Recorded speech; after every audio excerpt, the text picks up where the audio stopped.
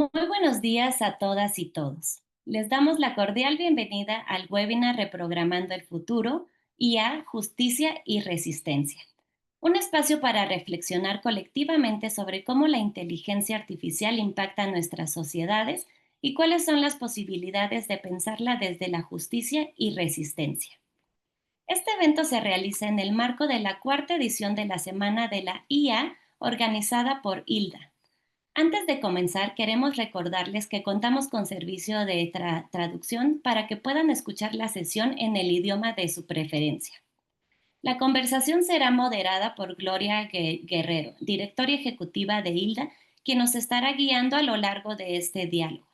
Gloria se enfoca en el desarrollo de alianzas y colaboración con gobiernos en la región, organizaciones internacionales, agencias de desarrollo y comunidades locales para promover el uso ético de los datos y aprovechar el valor de los datos abiertos como un bien público digital y su relevancia para el desarrollo de la IA confiable y con perspectiva latinoamericana.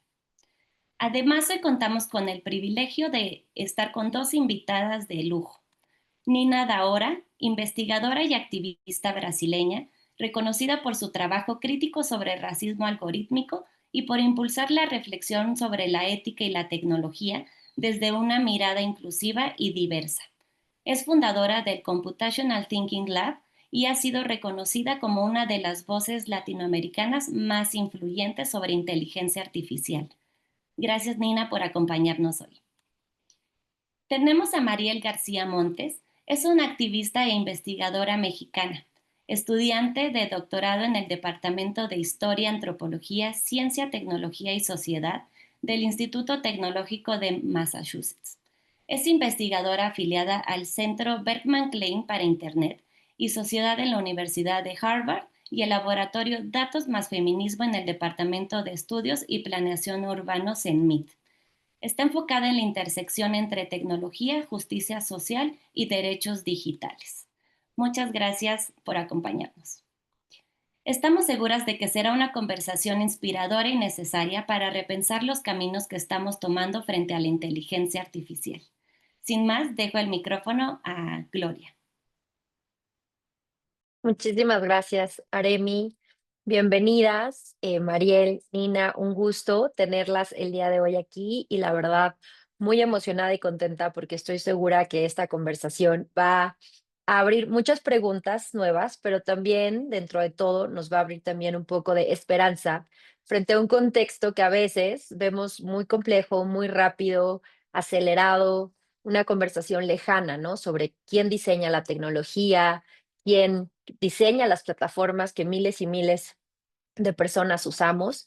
Así que creo que también este webinar nos llega en un momento bastante oportuno para seguir reflexionando como desde América Latina. Creo que también es súper importante pensar, ¿no? Cómo construimos tecnologías que no amplifiquen estas desigualdades que hemos vivido de manera histórica, que estas tecnologías sean aliadas de la justicia social, de la democracia, pero sobre todo también que desde América Latina, desde el sur global, tengamos una voz y sobre todo acciones que nos ayuden a construir un futuro más inclusivo. Así que bueno, feliz de abrir este diálogo que buscamos sea abierto, interdisciplinario, comunitario. Tenemos justamente una sesión de preguntas con ambas y también dejaremos un espacio al final para recibir preguntas de los participantes. Así que porfa en el chat pueden ir poniendo sus preguntas durante la sesión y buscaremos dejar un ratito hacia el final, unos 10 minutos para poder resolver y aprovechar a nuestras dos ponentes al máximo. Así que bueno, Nina, Mariel, desde sus amplias trayectorias y su experiencia en distintos lugares, me gustaría abrir el espacio con una pregunta, que es, ¿cómo se manifiestan los sesgos raciales o coloniales en los sistemas de inteligencia artificial que se están implementando hoy en nuestra región? Así que no sé quién quiera abrir el espacio, les doy la batuta. ¿Quién quiere empezar? Ni- Bom, eu escutei Mariel falar para começar. Oi, gente, boa tarde. Desculpa, eu não vou falar espanhol, ainda não está bom, mas obrigada pela possibilidade de ter a tradução de português e espanhol. Acho muito importante para aproximar as nossas regiões e que a gente continue trabalhando mais em conjunto, né? Nessa tentativa de imaginar novas possibilidades. E aqui no Brasil, né, nós estamos com um contexto de implementação de tecnologias, de inteligência artificial biométrica, né? Então, nós tivemos aí um avalanche de inteligência artificial preditiva, né, há 7, 8 anos atrás, principalmente na segurança pública e também na saúde, né? Então, você tentar prever doenças, você tentar prever, a possibilidade de regiões serem mais perigosas que as outras. E aí, no Brasil, começou a ter uma visão de controle muito forte. Então, eu traria assim um ponto, essa palavra controle para nós no Brasil, ela remete muito a como nós fomos escravizados e colonizados no país. Então, teve um controle muito grande da nossa cultura e da nossa identidade. Então, a biometria facial, né, ou as tecnologias biométricas, elas se tornam uma aliada para a continuidade dessa colonização, né? E aí, quando a gente vai analisar os algoritmos e as ferramentas que estão alocadas aqui, elas são todas, assim, todas elas foram pensadas e desenvolvidas pelo Norte Global, que olha para a América Latina, e no meu caso eu vou poder falar só do Brasil, olha para o Brasil como um país marginalizado, perigoso, que eles precisam ajudar incansavelmente, que o Brasil não consegue fazer nada por si só. E aí, nesse sentido, essas tecnologias chegam aqui e elas vão reproduzindo esse controle. Então, no momento, nós estamos com muitas implementações de biometria na educação, né? Por exemplo, você implementar biometria para pessoas, para crianças autistas. As crianças negras autistas, elas não têm nem o acompanhamento. Então, assim, já tem uma marginalização na separação dos dados. O outro ponto é em relação às pessoas trans, né? Você tem ali durante a transição que os serviços bancários, eles não estão atualizando a transição das pessoas e as pessoas não conseguem acessar os serviços bancários pela falta de reconhecimento, da sua face, porque os serviços bancários estão utilizando o reconhecimento facial nos seus aplicativos. E um outro exemplo, que é o exemplo mais ligado às pessoas negras e indígenas, que é o uso do reconhecimento facial em segurança pública, né? Nós temos 2 tipos hoje: reconhecimento facial em tempo real, que são os instalados no metrô e nos espaços urbanos. Então, eles vão acompanhando você e vão te marcando. Vão acompanhando a sua trajetória, então eles marcam, né, a sua trajetória, controlam a sua trajetória e aí marcam o seu rosto.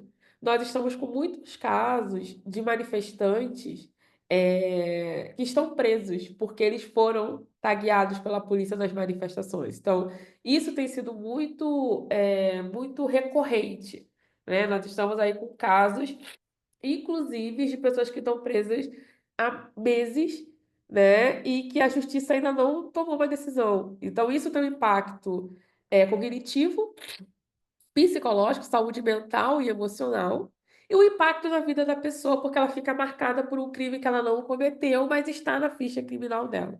Então, se eu pudesse fazer um resumo de como que tem né, como que tem acontecido no Brasil a violência de gênero e violência racial reproduzida pela inteligência artificial, eu daria esse panorama, principalmente para as tecnologias biométricas, que de fato, tem sido o mais utilizado aqui no Brasil. Muchísimas gracias, Nina. Creo que tal cual no tocas dos puntos que me parecen pues preocupantes cuando lo vemos tal cual, ¿no? El uso de datos biométricos como herramientas de vigilancia y herramientas para aumentar discriminación o justamente monitoreo de ciertas comunidades, como dices justamente, ¿no? Poblaciones racializadas, que hoy a través de las tecnologías son altamente identificadas, cuestionadas y catalogadas de maneras discriminatorias. Entonces, creo que también ahí hay un tema que es alarmante en Brasil, como bien lo mencionas. Y también otra cosa que me gusta destacar mucho lo que mencionaste es la necesidad de esta mirada interseccional, ¿no? Es cuando hablamos de raza, género, diversidad, hay distintas condiciones de vida que poco a poco van catalogando a las personas en grupos que están más expuestos, más vulnerables frente a estas mal uso de estas herramientas. Entonces creo que también ahí vamos ahí poniendo en la lista para ir hilando la conversación. Mariel, bueno, desde tu perspectiva también, ¿cómo crees que se manifiestan estos sesgos raciales y o coloniales, ¿no? En los sistemas que estamos viendo también en en la región y también con tu mirada? Sé que ha sido un poco más abarcativa de otros países, entonces también ahí me encantaría escucharte. Sí, rápido, nada más quiero decir gracias Gloria, Aremi, todas las compañeras de Hilda y también a todas las amigas, amigos y amigues que veo que están conectadas en el webinar. Muchas gracias por su tiempo y también todas las personas que van a ver esto después. Gracias por venir a pensar con nosotras sobre cómo pensar la inteligencia artificial en América Latina. Em, Quiero seguir sobre la misma línea de lo que estaba diciendo Nina. em, o sea, precisamente con el análisis que hiciste, ¿no? Del uso de la biometría en Brasil y dices, bueno, son empresas que llegan y reproducen el control colonial racista que hemos visto en otros usos, en otros tiempos también. Em, Creo que una de las, bueno, intenciones coloniales o de las ideas coloniales que están como subyaciendo todo lo que está aconteciendo con las importaciones de inteligencia artificial y también la vida diaria, en la presencia cultural, comercial, en todos lados de la inteligencia artificial, ya también en América Latina. Creo que responde a una promesa colonial, que es el hecho de tener una nueva tecnología e implementarla para un uso de control social, significa que vamos a ver un bien social o todos colectivamente vamos a recibir algo bueno a cambio. Entonces, por ejemplo, hablaba Nina de las personas trans en el sistema bancario y cómo esa binariedad forzada, que discrimina a las personas trans se basa en una promesa de que se va a reducir el fraude si utilizamos la biometría en la banca, ¿no? Toda la discriminación contra las infancias negras autistas se basa en una promesa de que va a haber mayor seguridad y mejor educación para las infancias si aceptamos que existan estos sistemas en sus aulas o en los sistemas de bienestar social.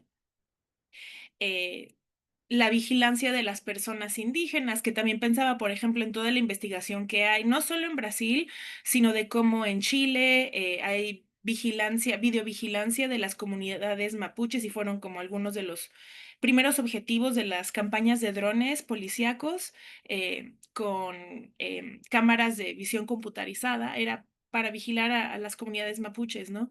Y esta ha sido una historia que se ha reproducido en toda la región. Entonces sigue siendo esta promesa colonial del bien colectivo a costas de el daño que perciben principalmente grupos minorizados, ¿no? Em, y también es un tema de extracción, como ya estaba diciendo también Nina.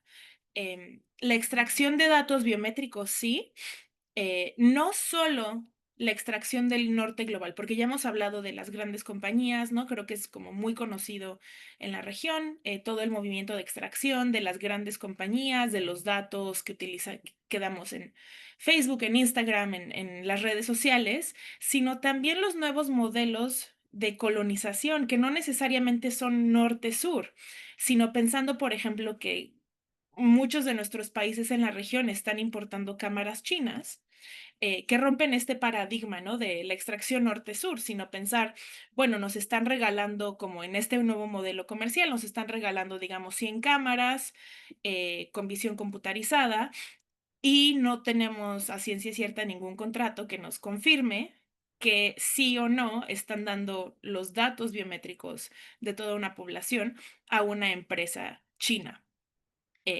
Entonces es una extracción de datos no solo norte-sur, sino las nuevas dinámicas coloniales y también la extracción de recursos naturales.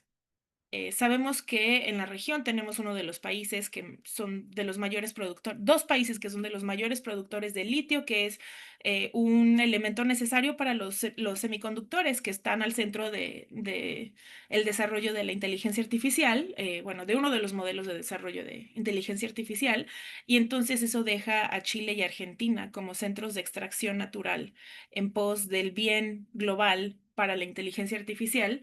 Y también la extracción que están documentando distintas investigadoras y activistas en la región de los centros de datos, el despojo hídrico y energético de los centros de datos que procesan datos de todo el mundo y especialmente del norte global en territorio de América Latina. Me quedé en que ya hay más de 60 tan solo en México. Entonces son las movidas de extracción y de reproducción del control con la promesa tecnológica de que va a ser por un bien mayor.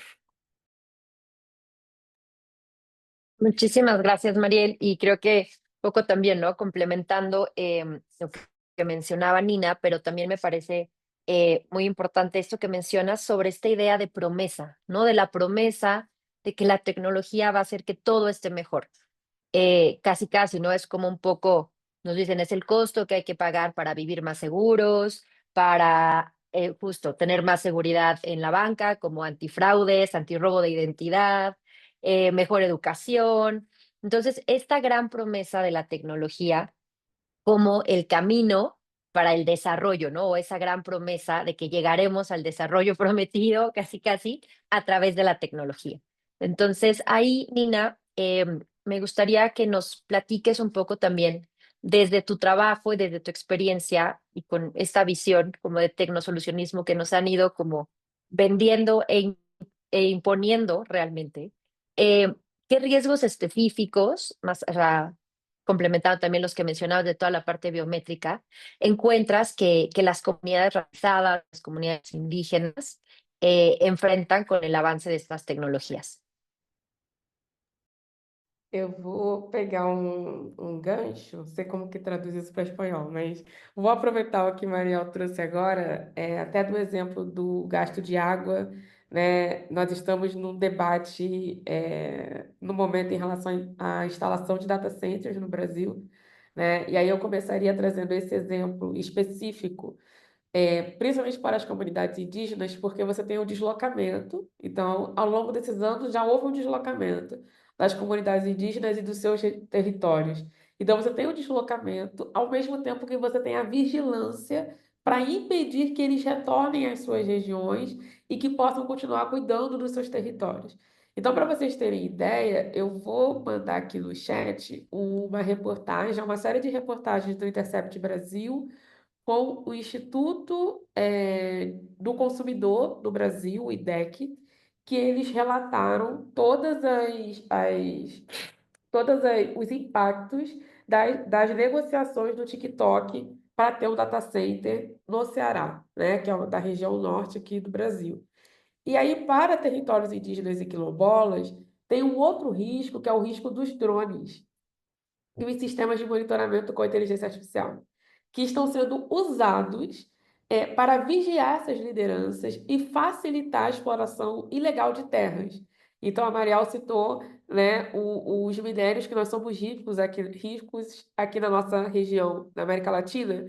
Então, os drones eles estão sendo usados para vigiar e monitorar, né, para poder continuar permitindo a exploração ilegal de terras e a extração ilegal desses elementos. Então, isso reforça essa lógica do controle que nós estamos conversando aqui. O outro ponto tem sido o uso dos dados biológicos, culturais e territoriais, e não é novidade nenhuma, porque agora foi escalado para IA generativa, e para a gente aqui no Brasil está um ponto sensível em relação aos direitos autorais, tanto para a produção de artigos como para a produção de conteúdos criativos, né? Então, nós já tivemos dois casos. Um caso envolvendo um evento, né, uma competição de capas de livros, e aí utilizaram a inteligência artificial para uma capa vencedora, e aí você teve ali todo um questionamento, né? Esse homem era um homem branco, e ele utilizou essas artes e eles não sabiam responder a origem dessas artes. Esse foi um ponto. Um outro ponto que eu não sei se vocês viram, que foi uma propaganda, eu acho, em Cannes com inteligência artificial, que tinha usado personagens negros e que essas pessoas não existiam. E aí é uma agência brasileira, né? Foi uma agência brasileira que fez isso. Só para a gente sair do território do segurança pública para entender que isso está escalando, inclusive para a cultura, né? Eu mandei um exemplo aqui, o link da discussão, que eles perderam porque eles utilizaram IA, não falaram que iam utilizar IA. Tinham personagens racializados ali, então personagens negros, que foram usados com palavras, frases e comportamentos roubados de outras pessoas negras, e isso não foi comunicado.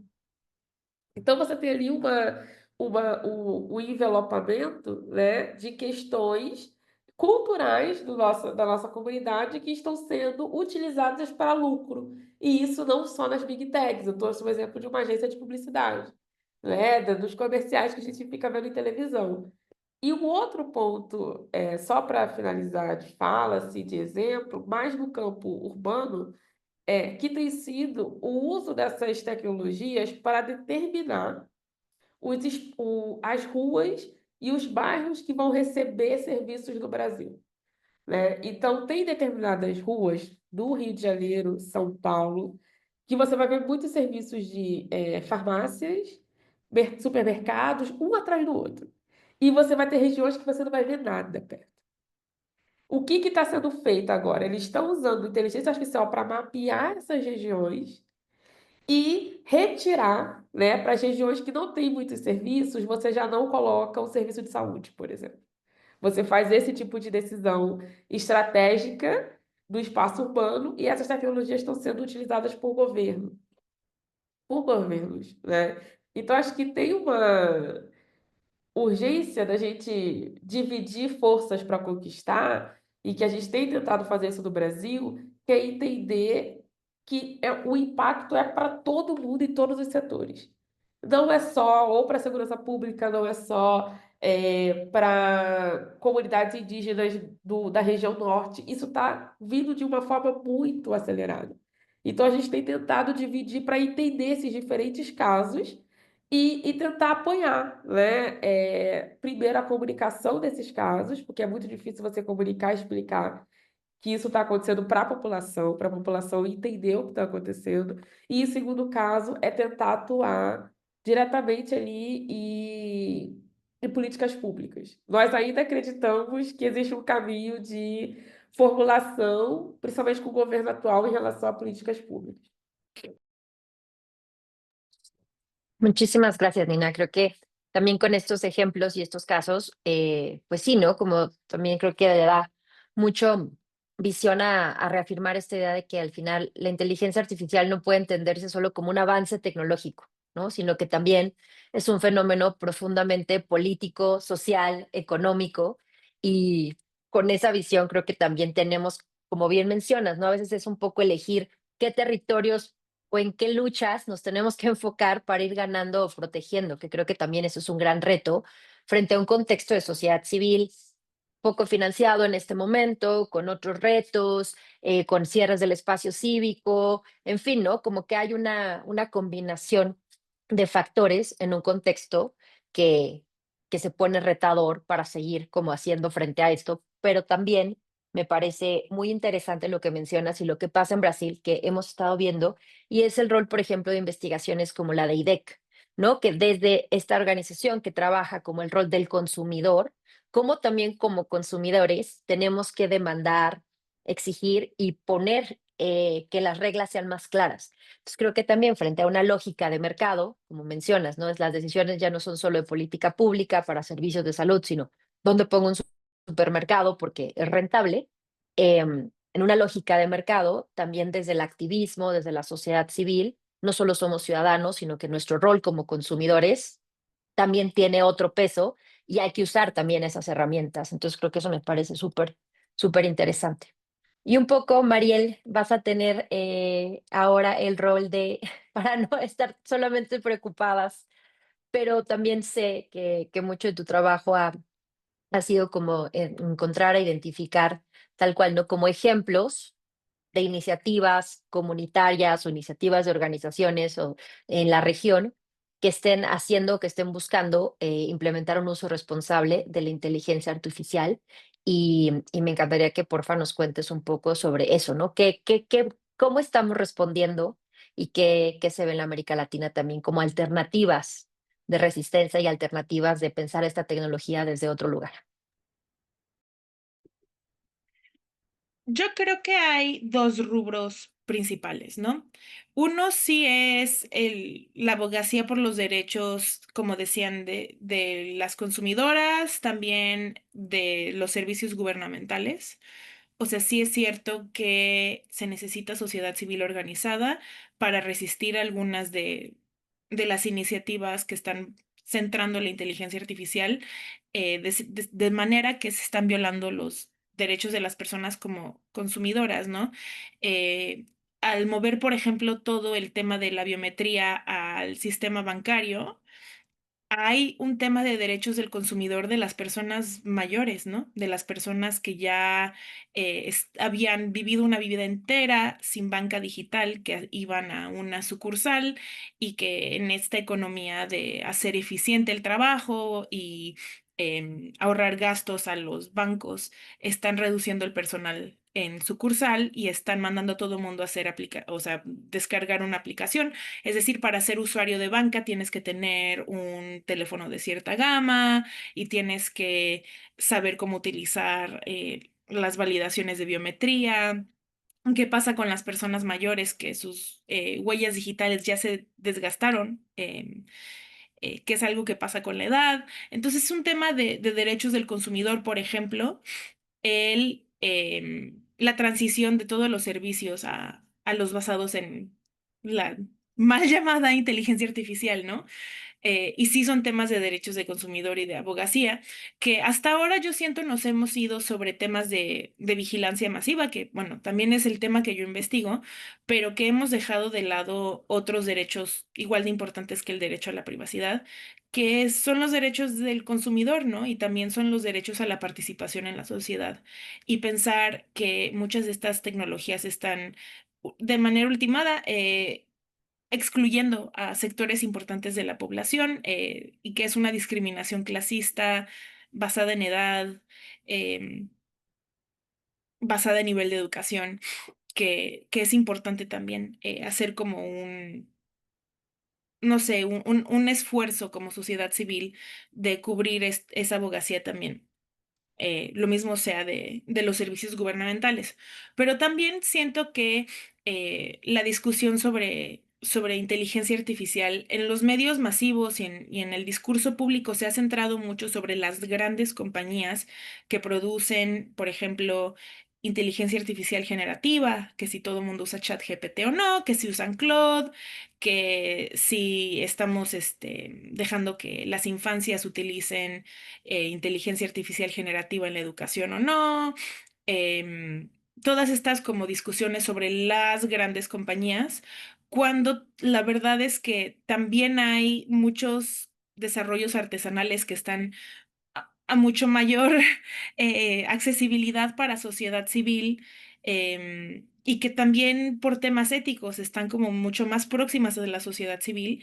Y yo ahí he visto una comunidad emergente en América Latina de gente que está como rápidamente entendiendo las reglas del juego de la transición de los datos abiertos a la inteligencia artificial y que están probando proyectos que entran dentro del amplio rubro de lo que se denominaría inteligencia artificial, para aprovechar los recursos que están saliendo, porque estoy viendo en el chat, por ejemplo, que Alfredo Velasco nos recuerda de el acaparamiento de los fondos, ¿no? Y pues bueno, si lo que se está financiando en estos momentos es la inteligencia artificial, pues a lo mejor es una oportunidad de financiamiento en este panorama de creciente, rápidamente creciente escasez. Y pienso, por ejemplo, en los proyectos que apoya la red de investigación feminista de inteligencia artificial en toda la región. A mí me encanta, por ejemplo, el de data género de Aymara, que dijeron, a ver. si estamos con mayores capacidades de análisis computarizado, de detección de texto, ¿cómo lo podemos usar? Lo podemos usar para productos comerciales como, no sé, los motores de búsqueda de Google, o lo podemos usar para encontrar sentencias que nos sirvan para analizar la violencia de género. ¿Y cuál es el trabajo que se tiene que hacer? ¿Cuál es el trabajo que puede hacer razonablemente una organización, una colectiva, una persona individual para que se vuelvan legibles ciertos datos ante una computadora donde no había labor humana antes haciéndola? ¿Y cómo lo podemos aprovechar para fines de sociedad civil organizada?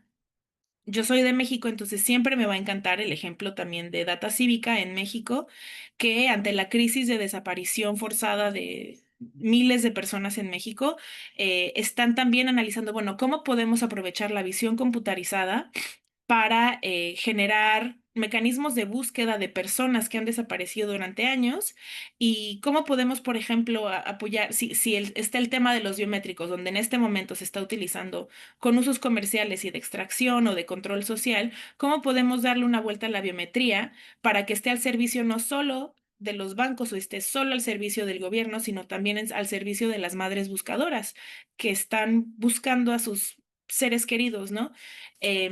Me encanta también, por ejemplo, si estamos utilizando Natural Language Processing, procesamiento de lenguaje en, en todas las aplicaciones que estamos utilizando ahora y están viniendo a la región a grabar audio y extraer texto de comunidades indígenas para agregarlas cada vez a más modelos. ¿Cómo podemos darle la vuelta a esa extracción y aprovecharla para cosas que a nosotros nos importen, no a las compañías, ¿no? Y por ejemplo, está el proyecto de Data Cívica de monitoreo de medios de comunicación para violencia política, ¿no? Y esos son como pensar, bueno, a ver, si está la tecnología ahí, ¿qué vuelta? Y de cierta manera no se va a parar. ¿Cómo le damos la vuelta, no? Y yo entiendo que es una discusión también que tenemos que tener con honestidad y autocrítica y decir, a ver, ¿qué tanto es validar una tecnología de extracción y qué tanto o sea, seguir la planeación estratégica que hacen los movimientos sociales con las nuevas tecnologías cada vez que surgen y cómo podemos ponerlas al servicio de las personas y no al revés? Mariel, creo que traes algo muy importante que me abre una subpregunta que me encantaría también escuchar a ambas. Y es, creo que en muchos momentos en América Latina, frente a este surgimiento de tecnologías, vemos que hay, como dices, ¿no? Una sociedad civil activa, participativa, que creo que rápidamente se adapta, responde, usa estas tecnologías y lo vimos un poco con todo el tema de, por ejemplo, Civic Tech, ¿no? Tecnología cívica y todas las iniciativas que hubo en su momento de tecnología cívica. Creo que hubo muchas iniciativas, aplicaciones, servicios, website, que fue como el gran boom en la región y mucho como también creo que ahí se alinearon muchas cosas entre inversión, proyectos, fondos, etcétera. Y después tuvimos como este momento crítico que fue un poco el cementerio de las apps, ¿no? O sea, bueno, ¿qué pasó con todas esas aplicaciones? Algo no sobrevivieron, quedaron en el camino. Y frente a estos ejemplos que mencionas de inteligencia artificial, vemos iniciativas súper poderosas, ¿no? Como la de Data Género, también lo que está pasando en México con Data Cívica, y yo también veo, ¿no? Incluso hay otras comunidades indígenas que están mapeando territorios, pero justo para hacer proyección frente a crisis climáticas. Es cómo escalar. ¿Qué falta? Un poco, y también ahí, Nina, Mariel, ¿qué falta? ¿Cómo podemos escalar? ¿Cómo podemos apoyar desde distintos lugares? ¿O qué se necesitaría para apoyar más estas iniciativas? Y que en algunos años no tengamos un cementerio de IA o de iniciativas de IA como pasó en su momento. Creo que hay una gran oportunidad, como si hay muchas plataformas open source, herramientas que están disponibles que podemos reusar para crear cosas nuevas, pero un poco cómo escalar. Essa Nina. pergunta é muito boa, Glória. Eu fico pensando, principalmente no momento que nós estamos de pouco financiamento, né? Escassez de financiamento de rotatividade. E eu acho que Mariel e você lembraram muito bem que nós sempre conseguimos nos reorganizar diante de todas as dificuldades ao longo da construção do nosso continente. Então, tem muitas coisas que o Norte Global está passando agora que sempre aconteceu do nosso lado. E que a gente sempre teve que dar a volta por cima, sempre teve que reimaginar, sempre tivemos que reinventar. Então, eu acho que nesse momento tem um custo muito grande de motivar. Eu começaria daí, da motivação. Nós precisamos nos reencantar novamente. Porque nós passamos todo esse momento sempre reencantando, sempre tendo que se automotivar. E agora a sensação que eu tenho é que muitas colegas, né? Mariel citou a Data Rede, citou a Data Cívica, a galera do Feminist, do FAIR, né, do Feminist Artificial Intelligence. Assim, tá todo mundo, nós estamos tentando nos ajudar a manter a motivação. Então, eu acho que tem uma oportunidade dentro de todo o caos, que é a gente conseguir pensar a partir do nosso conhecimento local, né, da nossa região. E aí tem alguns exemplos, como o Latam GPT, por exemplo, que é essa proposta de você pensar IA generativa no contexto das linguagens do espanhol e do português. Esse é o primeiro passo. Tem várias questões para a gente debater em relação a isso. Mas já é um passo de você conseguir pensar esse tipo de técnica da inteligência artificial para o nosso contexto. E não que a gente tenha que traduzir do inglês para o português ou para o espanhol. Então, existe essa iniciativa que tem sido puxada na América Latina, conjunto de pesquisadores, um grupo de pesquisadores e organizações que, infelizmente, estão tendo que utilizar ferramentas de Big Techs, porque é o que tem disponível hoje. Então, se vocês forem olhar ali, infelizmente a gente ainda não consegue ter essa força financeira para que a gente se autogerencie e desenvolva. Mas é um primeiro passo, conseguir deslocar isso. Eu acho que tem um outro passo e outro exemplo que eu acho super importante, que tem sido os destaques, né? O que a gente tem conseguido fazer de compartilhar as oportunidades entre as pesquisadoras, ativistas, organizações que possam participar do debate de IA. Então, assim, conheci Mariel no contexto, que foi no contexto de que foi um compartilhamento que Paola Riocart fez de assim, gente, se inscrevam nessa oportunidade. E a gente se conheceu. E tinham mais outras colegas do Uruguai, Argentina lá, sabe? Então, essa troca, a vantagem de você compartilhar essas oportunidades para que a gente consiga se encontrar nesses espaços e articular, né? Então, tem esse ponto. Tem um outro ponto em relação a parcerias entre governos, né? Eu sei que nem todos os governos da América Latina eles são favoráveis a uma democracia e a gente não tem tanta facilidade para conversa. Mas falando daqui do Brasil, a gente tem influenciado muito e tem criticado o governo para que ele busque mais parcerias e conversas bilaterais com governos da América Latina. Então, o Chile e o Brasil estão assinando um acordo de inteligência artificial para pensar esse intercâmbio.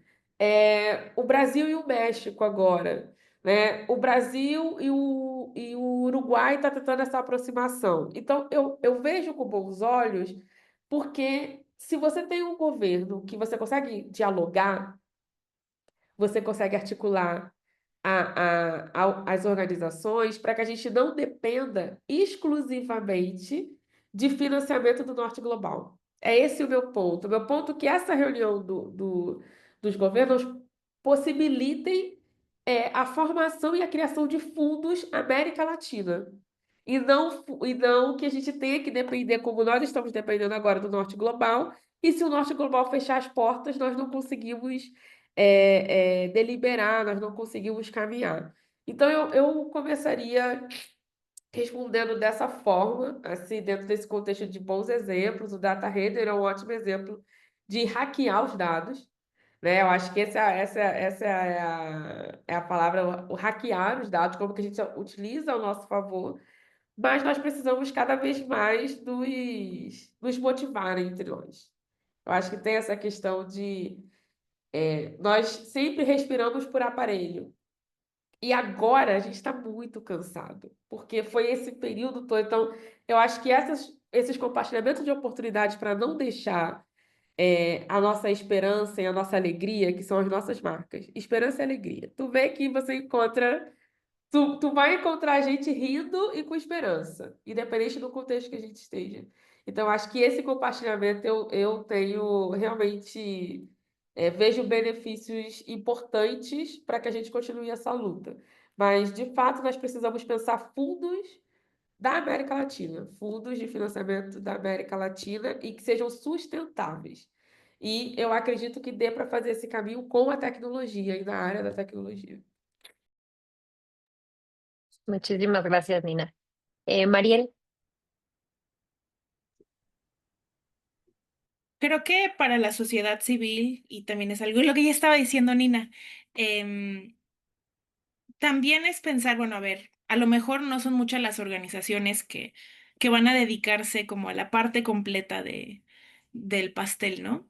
Em, a lo mejor es pensar estratégicamente dónde está nuestro papel ante el reto gigante que está enfrente de nosotros.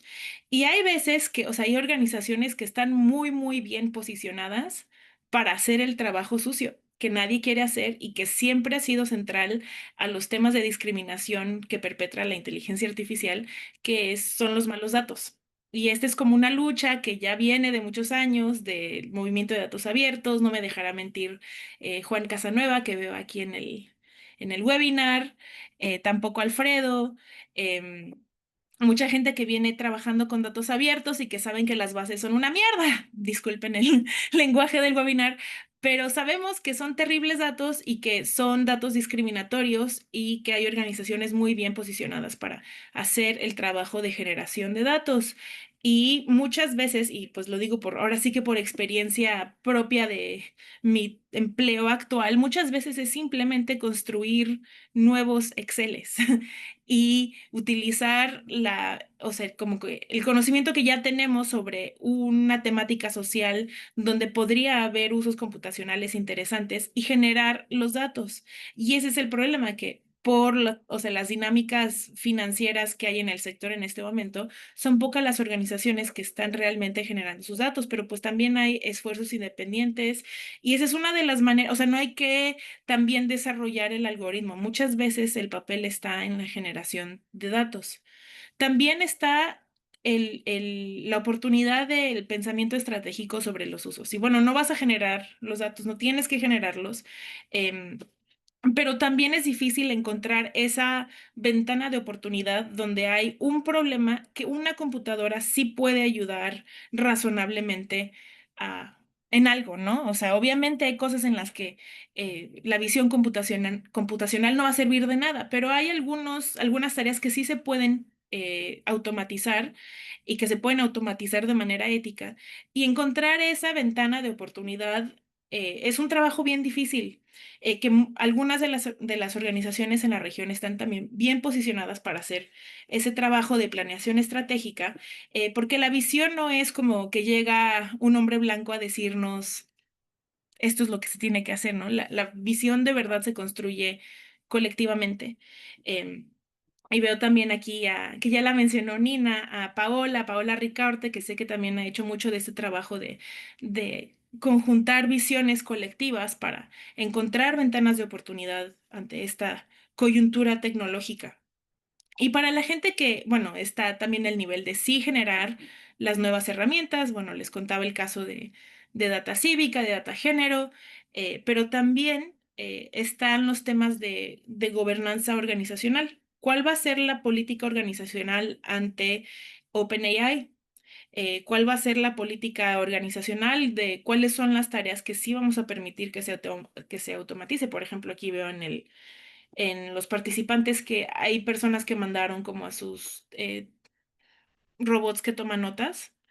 eh, cuáles son los trabajos que sí pueden ser sustituidos por computadoras y cuáles no. Yo creo que esa es no pueden, sino deben ser sustituidos por computadoras y cuáles no. Ese es un tema de gobernanza que también nos toca discutir en sociedad civil. Em, entonces yo creo que son todos esos distintos niveles de oportunidad. Muchísimas gracias a ambas y también aprovecho para saludar a Paola, que también la veo por acá y que salió mencionada. Paola, todas te queremos y te mandamos un abrazo enorme. Y creo que con eso también, ¿no? Mencionar y hacer énfasis en esto que decías, Nina. Esta parte como de, siempre hablamos, ¿no? De colaboración. Hay que colaborar entre gobiernos, entre organizaciones, entre sectores, pero también frente a lo que mencionan, frente a un contexto que se ve retador, y es lo que decían, ¿no? Muchas activistas que llevan muchos más años que nosotras en esto, decían, bueno, nunca ha sido fácil. O sea, nunca fue fácil, ahora el contexto ha cambiado, está muy acelerado, pero cómo esa colaboración la llevamos realmente a la acción, ¿no? A eso de compartir los espacios, abrir oportunidades que no solamente representen un proyecto para una organización. Y creo que también ahí, como decían un poco desde el rol de sociedad civil organizada, qué conversaciones podemos tener, con quién no estamos hablando. También mencionabas, Mariel, mucho, ¿no? A veces nos enfocamos en las Big Tech y qué pasa con todo el sector privado de América Latina que está desarrollando herramientas, algunos sin ninguna perspectiva de ética y protección, simplemente porque hay una oportunidad y hay mucho venture capital para startups que usen IA. Entonces también cómo hay otras que no, que lo están haciendo desde una perspectiva de uso responsable. Y bueno, creo que ahí se abren como esas pequeñas ventanas de oportunidad de construir puentes, de hablar más entre sectores. Entonces creo que ahí también se abren como estas como foquitos de esperanza, ¿no? ¿No? Que un poco me encantó, Nina, también esta idea de esperanza y alegría, ¿no? Frente a contextos, al final del día nos tenemos como estos ecosistemas que tenemos que un poco a veces echarnos ánimo entre nosotros y decir qué más podemos hacer, hacernos las preguntas difíciles, pero también pensar modelos de resistencia, de más colaboración, también esta idea del conocimiento local, ¿no? Cómo llevamos y usamos el conocimiento local, que es algo que mencionaban. Y Mariel, también trajiste algo a la mesa que creo que también hemos hablado mucho desde, o sea, desde Hilda, yo lo repito mucho todo el tiempo, y ese es el rol de los datos, ¿no? Hablamos de inteligencia artificial, de posibilidades, de todo lo que se ve hacia el futuro, pero a veces en muchas discusiones se está obviando o olvidando que la base de eso son los datos, ¿no? Y si los datos están mal, si los datos están incompletos, están con sesgos, no representan a las personas que deben de representar, pues también ahí tenemos problemas. Y también los datos, que de una u otra forma históricamente también han sido una herramienta de poder, ¿no? ¿Quién está, quién no está?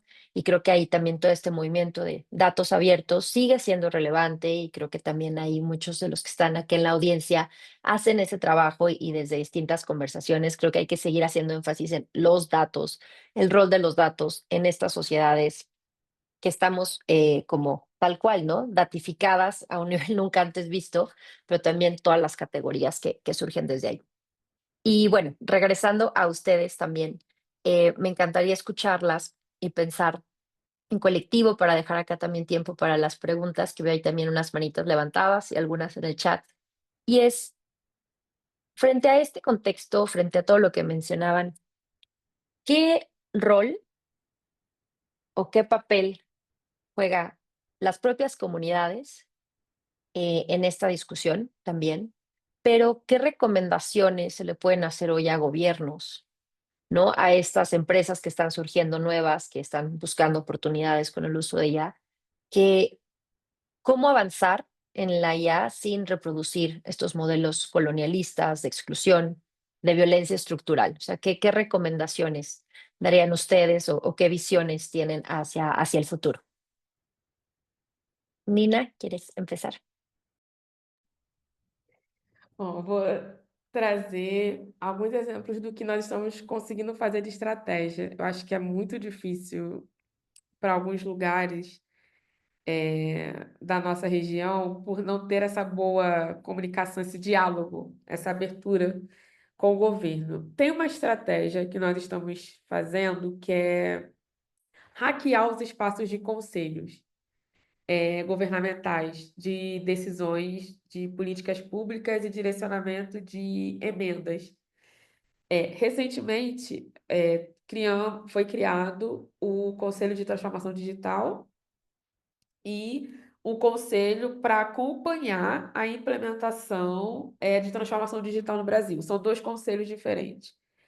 Em um conselho, eu participo junto com o Rodolfo Avelino, Helena Martins, que são de organizações sociais aqui no Brasil, do Intervozes, né? A Helena do Intervozes, o Rodolfo é professor de segurança da informação, Fernanda Campanucci, do Internet Lab. Estou citando algumas organizações que já são conhecidas porque colaboram também com vocês e com as outras regiões. Nós estamos nesse Conselho de Transformação Digital, unindo forças para conseguir acompanhar a implementação de data centers e como evitar o uso de dados por Big Techs.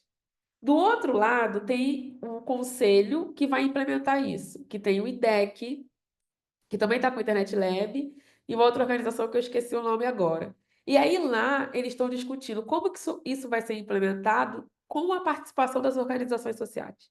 Então, eu estou dando um exemplo de que nós visualizamos que ia ter essas duas aberturas e a gente dividiu forças. Falar assim, olha, vamos tentar um lado, o outro vai tentar um outro, e a gente vai trocando informações, porque vão ser implementações importantes no Brasil do digital. Então, a gente quer estar acompanhando. Então, acho que tem um trabalho de dividir forças, sabe, para acompanhar o ritmo do governo em relação a essas implementações. E o outro ponto é contar com as articulações do setor público com a universidade, né? Eu lembro que nesse seminário, nesse encontro que eu conheci Mariel, que é da rede. Ai, eu estou resfriada, então estou esquecendo os nomes. Qual é o nome, Mariel, da rede que. La red feminista de investigación feminista de inteligencia artificial, y yo voy a poner el link en el chat. Isso. A rede, mas também a rede que fez o seminário que a gente estava, porque tem a rede feminista e o seminário que nós estávamos no México, que eu esqueci o nome. Real. É isso, Real ML. E nesse seminário eu conversei tanto com o representante da Argentina e do Uruguai, a Karen e a. Calma aí que nós temos um grupo, que a gente criou um grupo para poder trocar figurinha.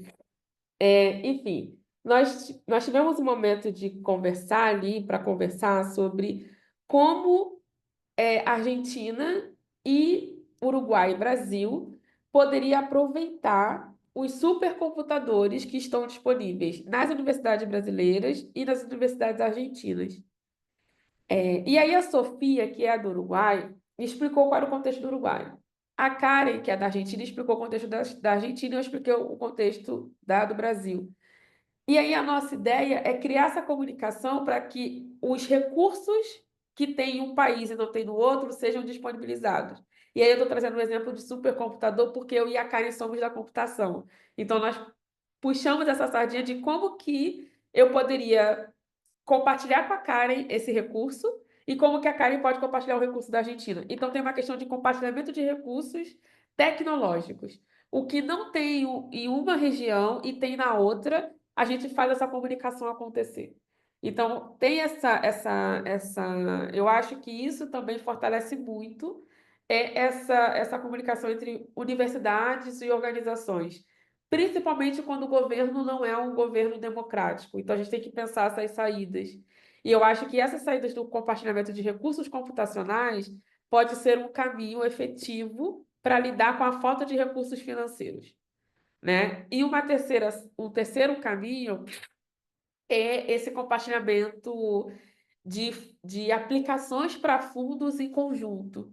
Eu sei que é uma prática muito comum, né? Que vocês têm experiência, que a gente tem experiência em aplicações de projetos, mas eu acho que agora é a gente conseguir pensar, por exemplo, Observatório de IA da América Latina. Eu vou jogar essa ideia porque é uma ideia que Paola também já nos provocou e já colocou. Se você pensa em um Observatório de IA da América Latina, a regulação de IA para a América Latina, que também foi uma provocação de Paola, para a gente fazer isso, a gente precisa articular em conjunto.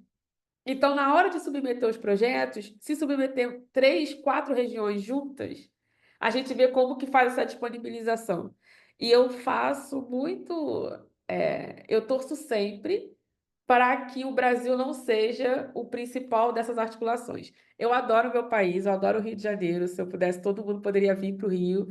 Mas eu sei que o Brasil, quando a gente faz essas articulações, o Brasil sempre toma um espaço. E eu acho que nesse momento a gente precisa ser mais estratégico e olhar para as regiões que já não tem essa ponte, que não tem governos democráticos, para que a gente possa apoiar mais do que ser o centro. Então, eu tiraria o Brasil desse centro e colocaria outras regiões, mas a gente apoiar mais essas aplicações em conjunto, né, e coletivos. Muchas gracias, Nina. Mariel, Con tu permiso, Gloria, si me das chance, también voy a contestar un par de las preguntas del que llegaron claro que de, sí, así vamos avanzando y abrimos, súper. estábamos en las recomendaciones para gobierno, ¿no? Y yo creo que una súper central es, pues que sí se tienen que acercar a la sociedad civil de derechos digitales, de construcción de capacidad técnica, que llevan, o sea, en América Latina tenemos de verdad organizaciones que ya llevan muchos años trabajando estos temas y que han desarrollado la capacidad y conocimiento técnico, político y social necesarios para esta discusión y que hoy por hoy no están en la mesa de discusión sobre regulación de IA en América Latina. Entonces, realmente es imposible seguir si no se le sube a la mesa. Y la otra cosa que también yo le digo a gobiernos, que es un poco distinto a lo que dije hoy, donde digo, a ver, es una comunidad emergente de usos responsables de la IA para sociedad civil, pero hay también, eso es del lado de sociedad civil, pero hablando con gobierno, creo que más bien hay que cambiar la dirección del discurso. O sea, como que ellos siempre hablan de cosas potenciales, hipotéticas que podrían pasar en el futuro, como que están muy en el discurso de la inteligencia artificial general y qué va a pasar en ese día en la sociedad, cuando realmente los años empezaron en los 90 para América Latina y los daños se han vivido desde los 90 de la inteligencia artificial y los gobiernos no están escribiendo regulaciones basados en esos daños que no son en potencia, sino que ya son reales y ya son reales desde los 90 y hay que cambiar ese discurso y decir, la inteligencia artificial que debemos regular no es la general del futuro, sino los errores y las violaciones a derechos que se dieron desde los 90 en nuestros países por el desarrollo de la inteligencia artificial. Y eso es algo que urge cambiar. Y una de las preguntas que llegó es de Nidia Mejía, que es estudiante de ciencia de datos y de inteligencia artificial y que pregunta cómo nos podemos formar y especializar en el uso responsable. Yo creo que yo he visto, bueno, las universidades están empezando como a desarrollar esa currícula. Nina es experta ahora en este tema en Brasil. Em, yo lo estoy trabajando en México, Paola Ricarte, que estaba conectada también en México, pero voy a poner el link a un curso muy bueno que me pareció de Fundación Vía Libre, de usos responsables y sobre todo evaluación responsable de los sistemas de aprendizaje automático, muy específicamente.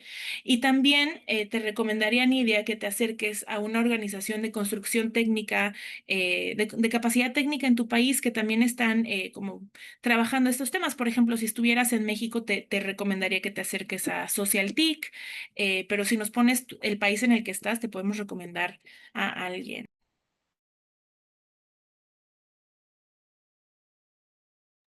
Buenísimo. Muchísimas gracias, Mariel. Sé que ahí vas a ponerle ahí el link a Nidia.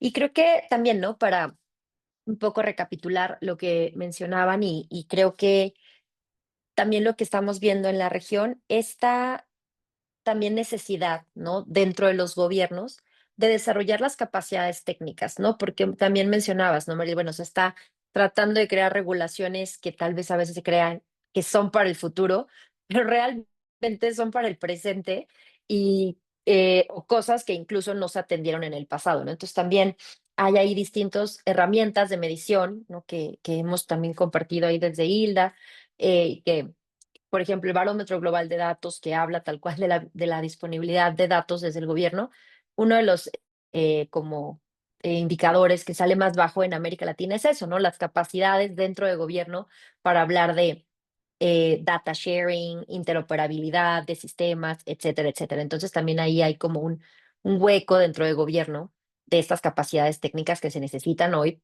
no solamente para regular, sino también para implementar, porque también muchos gobiernos ya están comprando sistemas de inteligencia artificial que muchas veces el equipo que lo opera compra el sistema y no sabe exactamente qué está pasando con él. Y por otro lado también, Nina, o sea, en esto que hablabas, ¿no? De pensar en capacidades de gobierno, capacidades de sociedad civil y cómo también esa complementariedad. Me parece también como muy valioso esa parte de no todas las organizaciones hacemos todo, ni todas se pueden hacer todo, y aprovechar ese como expertise, ese conocimiento profundo de unas más técnicas, otras más de incidencia, otras más de movilización, y cómo podemos complementarnos, cómo para atender todos los frentes que están abiertos y sobre todo como dividir los frentes y también compartir información, que creo que eso es súper importante. Después, cómo compartimos, cómo socializamos, cómo intercambiamos las experiencias, las lecciones aprendidas, los errores también, ¿no? Porque creo que poco hablamos de lo que sale mal, pero también eso nos deja mucho aprendizaje dentro de las organizaciones y más en estos temas y como una forma también de optimizar recursos, un poco que decías, Nina, esta idea de hasta los cruces de recursos computacionales, ¿no? Hay poco financiamiento, tal vez toca que compartamos desde otro lugar y tal vez pensar ideas más colectivas de resolver las cosas, que creo que también es mucho de lo que mencionaban ambas. Y ahora, bueno, también acá teníamos otra pregunta, ¿no? Que nos decía, por ejemplo, Alfredo, que está también acá en el chat, que dice, bueno, ¿cómo abordar el halo de confianza en la objetividad y el manejo de grandes volúmenes de datos que tienen los chatbots respecto a la verificación de información? Y sobre todo en el tema elecciones, él menciona en Ecuador, ¿no? El caso que creo que generaba contenidos inexactos o falsos, pero los políticos y sus partidarios usaban como reales, siempre con una muletilla de la IA no se equivoca. Entonces ahí no sé quién de las dos quiera contestar el tema de abordar el halo de confianza y la objetividad.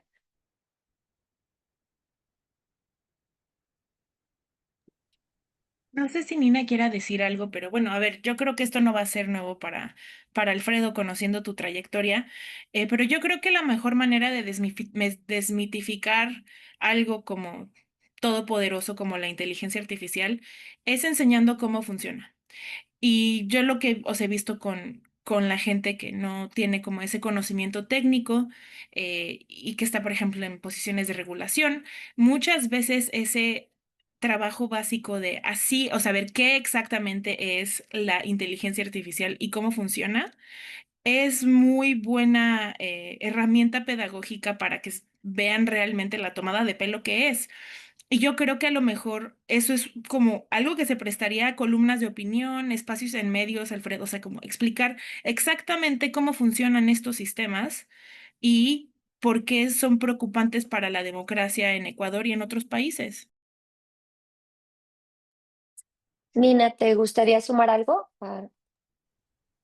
Sim, acho que além desse ponto que a Mariel trouxe bem, que é a educação e a desmitificação para explicar IA, eu reforçaria sobre o ponto de tentar pensar, principalmente na situação do Equador, tentar pensar quem comunica melhor e quem vai explicar melhor isso, os atores que vão participar deste processo. Eu acho que é muito importante tentar pensar como que tecnologistas podem apoiar policymakers e comunicadores, professores. E essa mistura, ela não é tão difícil quanto parece de fazer, né? Nós temos aí a rede feminista, o FAIR, que tem lá engenheiras, cientistas da computação, professoras da comunicação, historiadoras, linguistas. Então, assim, tem uma mistura na rede onde a gente consegue fazer essa troca. Então, acho que pensar, Alfredo, esse caminho da construção de redes com tecnologistas, com pessoas que possam explicar como que funcionam essas tecnologias e quem comunica bem conseguir replicar essa explicação para o público que está mais afastado, marginalizado desse debate. Então, acho que é um complemento do que Mariel trouxe. Muchísimas gracias, ambas. Creo que algo que suena, parecería muy obvio, ¿no? Pero creo que también obviamente requiere mucha estrategia, planeación, recursos. Es este tema como, uno, narrativas, y a veces es un poco, creo que desmitificar, ¿no? Al gran dragón, ¿no? Es como la IA intocable, que no se equivoca, que nadie entiende. Y mucha gente allá afuera tiene esa idea. Es muy difícil o es muy técnico, pero creo que toca, como mencionaban, es más contenido en medios, generar narrativas, talleres súper básicos de qué es la IA, cómo funciona. Y creo que también es un poco romperle el miedo a veces la parte técnica que en el discurso o en los medios nunca se aborda, porque tal vez no resulta tan atractiva como noticia, como contenido en las redes, pero que también es importante pensar, crear nuevas maneras de compartir esta información también y tratar de llegar a nuevas personas. Me parece súper importante. Acá tenemos a Paula. Paula Martins, sé que levantas, tienes la manita levantada acá, pero no sé si puedes abrir tu micro o le pedimos, Are, tienes ahí las funcionalidades, los features, o si nos quieres dejar comentario para, no sé si andas por ahí, Paula. Creo que se nos fue. Bueno, no, ya bajó la mano, Paula. Porque sé que hace ahí alguna pregunta. Si es una pregunta, porfa, déjanoslas acá en el chat. Perfecto, buenísimo. Bueno, creo que de las otras preguntas estaba la de Alfredo y bueno, a mí me gustaría también como para ir cerrando ya que atendimos, si no hay más preguntas en el chat, o porfa, déjenoslas en la cajita o aquí directo y las podemos leer. Un poco también escucharlas, em, ¿cuál es el mensaje que les gustaría como con el que cerremos, ¿no? Cuando pensamos en, o el título de este webinar, como en esta idea de, bueno, ¿cómo reprogramamos el futuro, ¿no? ¿Qué implica hablar de IA, de justicia, de resistencia? ¿Cuál es como esa nota que les gustaría dejar como cierre, ese mensaje, también invitación, provocación? ¿Cómo reprogramamos ese futuro que a veces, hoy en el presente, cuando uno abre las noticias y ve lo que está pasando, se ve un poco complejo, ¿no? Y demasiado acelerado todo lo que está pasando con IA, incluso, bueno, las semanas pasadas, ¿no? Todo el tema de IA social y los chatbots y los niños y las conversaciones y la y Meta, y bueno, creo que todas y todos por acá más o menos sabemos que a veces las noticias nos dan muchas preocupaciones más que esperanza, pero también yo sé que el trabajo que ustedes hacen abren mucho ese camino de esperanza y otras maneras, ¿no? De hacer investigación. Entonces también me gustaría escucharlas y tal cual mi pregunta es esa, ¿cómo reprogramamos un futuro que sea más justo y cómo nos reapropiamos de tecnologías o estas herramientas como la IA? Olha, eu vou começar dizendo que o Brasil tem uma possibilidade de ser muito feliz terça-feira que vem, com o julgamento mais esperado dos últimos anos, do ex-presidente do Brasil. Então, assim, eu já começaria dizendo que nós estamos perto de uma alegria coletiva no país. Mas eu volto para o tema do hackear. Eu acho que nós precisamos nos apropriar desses espaços tecnológicos.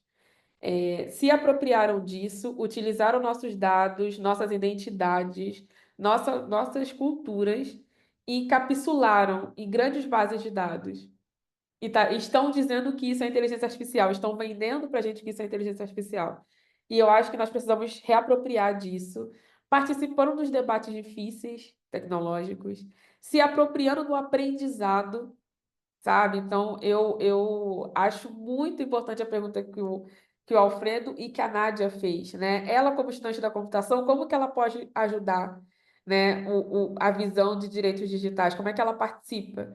Então, eu acho que esse resgate de trazer as pessoas da tecnologia para o nosso lado, eu acho que é um trabalho contínuo. E eu acho que é uma forma de reprogramar, essas inteligências artificiais, mas para isso a gente precisa se apropriar delas, entender, compreender, e se a gente não conseguir ter tempo para fazer isso, ter a ajuda de quem consegue fazer isso.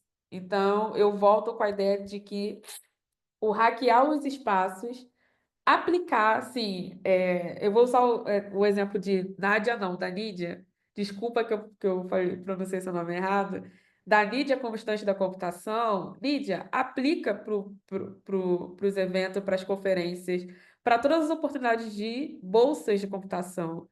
Entre em contato com essas organizações, porque eu acho que essa abertura de portas que esses espaços podem proporcionar, eles aos poucos vão fazer com que a gente reprograme esse caminho da inteligência artificial. Eu ainda acredito no poder da rede.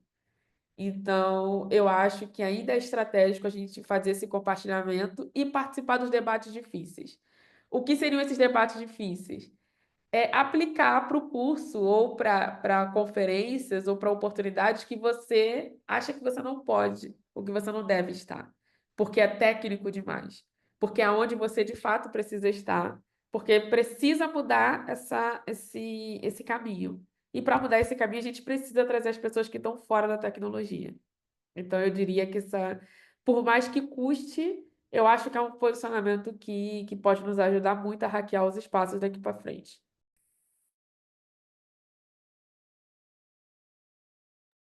Muchísimas gracias, Nina. Mariel, Todo lo que dijo Nina. Creo que parte del miedo que genera o la intimidación es por el nombre. Si la inteligencia artificial se llamara cualquier otra cosa, yo creo que habría menos ansiedad colectiva. Es una base de datos. Todo el mundo, tranquilícese, métase a ver cómo funciona la base, no es gran cosa. Fin. Gracias a todas, todos y todes. muchísimas gracias. En verdad, creo que me encanta eso también como frase de cierre, pensar eso, ¿no? Perdamos el miedo y que un poco rompamos el mito, ¿no? Un poco es de que esto es difícil, de que no lo entendemos, de que solo las Big Tech saben lo que hacen y creo que va también por ahí, ¿no? O sea, creo que es desmitificar al dragón, que luego resulta ser un animalito asustado atrás de solo un muro que no vemos. No, en verdad, muchísimas gracias. Para mí personalmente ha sido un gusto. Admiro muchísimo el trabajo de ambas y yo sé que todo el equipo de Hilda también les agradezco mucho la coordinación para lograr esta semana de la IA que ha sido intensa. Hemos creado muchas conversaciones interesantes, pero sin duda este panel era como nuestra cereza en el pastel. En verdad, mil gracias. Creo que es súper necesario, como decían, seguir teniendo estas conversaciones.